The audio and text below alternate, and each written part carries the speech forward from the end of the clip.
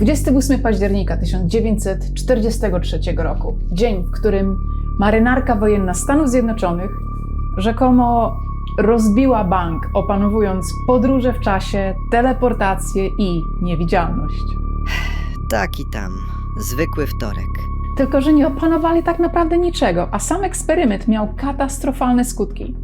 Zostańcie z nami, jeśli chcecie dowiedzieć się, co się tak naprawdę stało. Witajcie w Sunset Talks. W dzisiejszym odcinku z serii Dziwnych Akt zanurzymy się w jedną z najdziwniejszych teorii spiskowych wszechczasów. Eksperyment filadelfijski. Zielona mgła, teleportujące się okręty, marynarze wtopieni w ściany. Ta historia ma wszystko oprócz stabilności emocjonalnej. Lato 1943 rok, 2 lata po tym, jak USA przystąpiło do II wojny światowej. Amerykańskie niszczyciele były masakrowane przez owiane złą sławą niemieckie okręty podwodne. Niemieckie miny magnetyczne sprawiają, że jakikolwiek rejs, czy to bojowy, czy handlowy, przypominają grę w rosyjską ruletkę.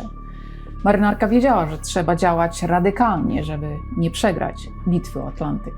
Kilka miesięcy później, 28 października 1943 roku, w stoczni marynarki wojennej w Filadelfii zacumował USS Eldridge, niszczyciel eskortowy typu Cannon.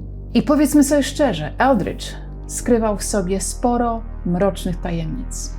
Był to świeżo oddany do użytku okręt, który naszpikowano potężnymi generatorami w ramach ściśle tajnej misji. Plotka krążąca po pokładzie głosiła, że ten sprzęt miał wygenerować pole magnetyczne takiej mocy, że uczyniłoby statek całkowicie niewidzialnym dla wrogich radarów i niewykrywalnym dla min. Albo dla samej rzeczywistości.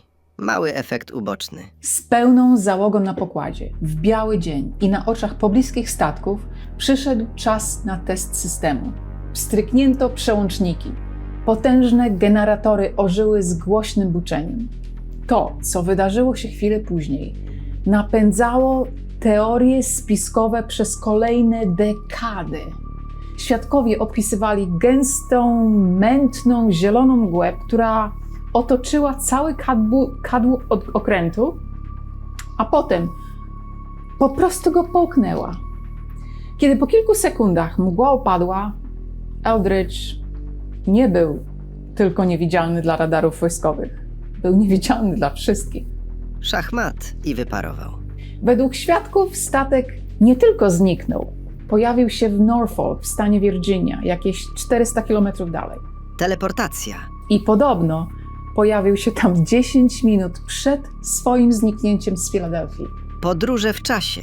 Potem Eldridge miał wrócić do Filadelfii, tylko że coś niezgodnie z planem. Załoga podobno doznała ciężkich poparzeń i kompletnej dezorientacji.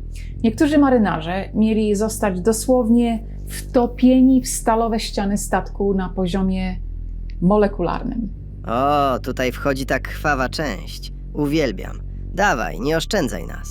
Wszystko z tobą w porządku, stary? Jest git. Ale musisz przyznać, że to trochę zabawne. W taki bardzo, bardzo mroczny sposób. Okej. Najgorsze mamy za sobą, teraz powinno pójść z górki. Kiedy gruchnęła wiadomość, że wojsko stworzyło niewidzialny okręt kosztem życia załogi, wielu ludzi łyknęło to bez popitki.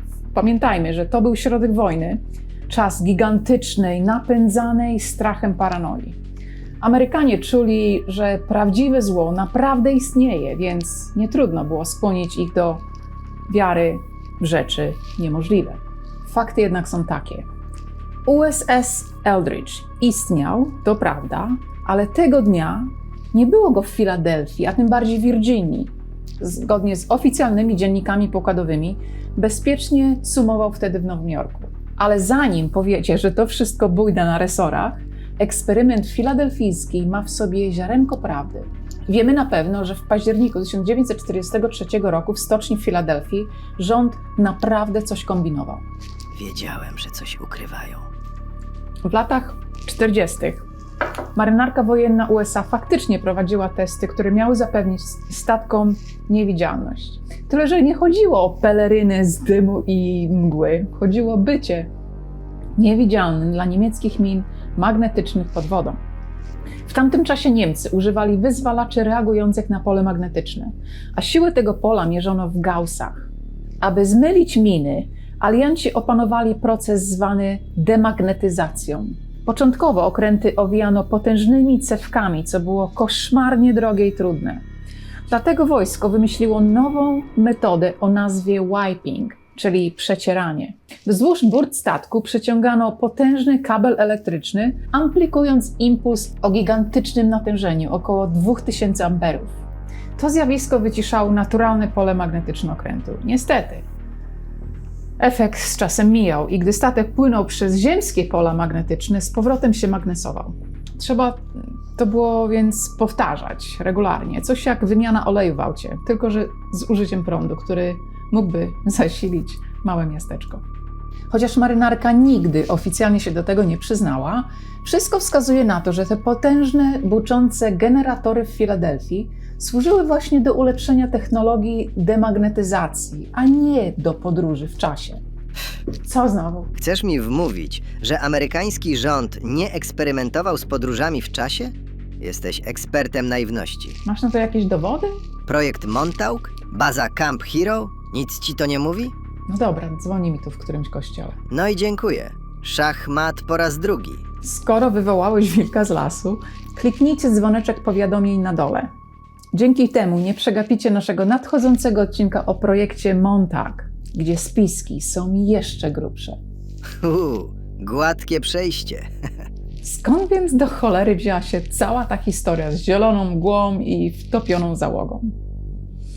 No więc wszystko zaczęło się w 1955 roku, kiedy niejaki Maurice Jessup znalazł w skrzynce bardzo dziwny list.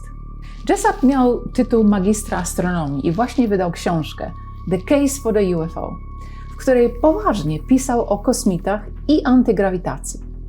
Książka była hitem wśród fanatyków zjawisk paranormalnych, bo w końcu napisał ją naukowiec, a nie jakiś gość w foliowej czapeczce.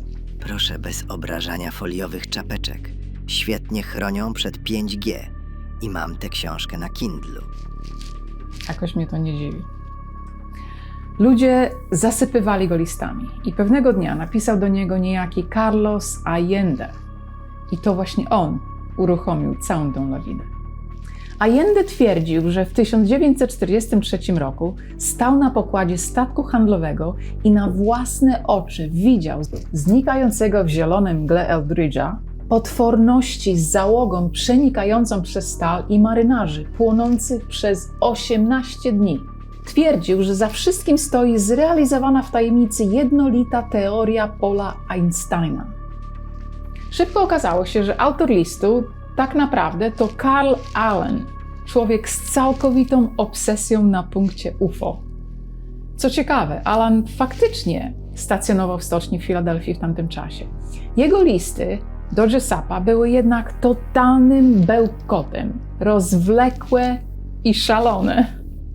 Jessup z czasem zaczął go ignorować, ale rok później do jego drzwi zapukało dwóch facetów z Biura Badań Marynarki Wojennej, ONR. Faceci w czerni? Wiedziałem. Możliwe.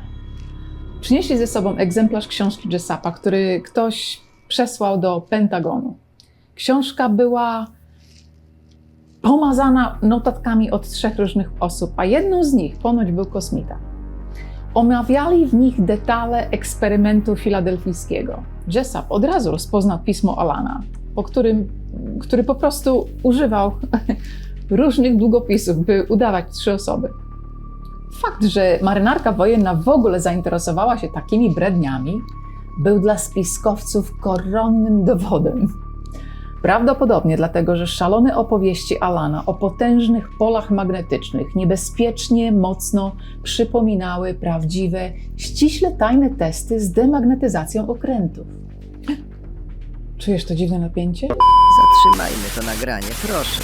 Błagam. Coś przerywa. Podczas gdy Allen dalej siał zamęt, Jessup znalazł się na dnie. Jego kolejne książki okazały się kompletną klapą. Wydawcy zostawili go na lodzie. Zdesperowany, by odzyskać sławę, uwierzył w historię Allena. Obsesyjnie zbierał wszystkie możliwe materiały na temat eksperymentu filadelfijskiego.